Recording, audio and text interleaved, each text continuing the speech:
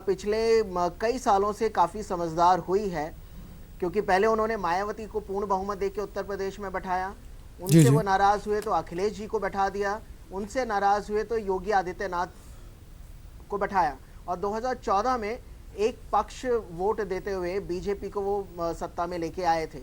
और इस बार भी महागठबंधन होने के बावजूद भी यूपी की जनता ने पूरे देश को निराश नहीं किया है और वो पूरे देश के साथ चले हैं।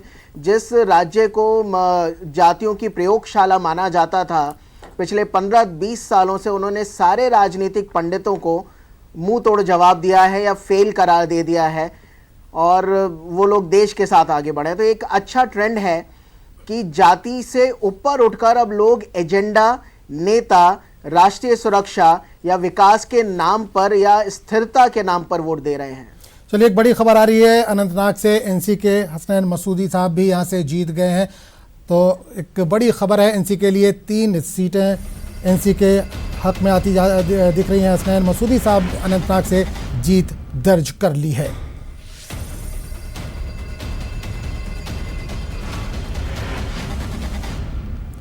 तो अमित सिंह जी, एक सवाल और यहाँ पर बन रहा है कि जो घटक दल है, एनडीए का जो घटक दल है या बीजेपी के साथ जो अलायंस है, उनके बारे में अब क्या कहेंगे? क्या उतनी ही मजबूती के साथ इस बार भी जुड़े रहेंगे, क्योंकि बीजेपी को सीटें ज्यादा मिली हैं इस बार?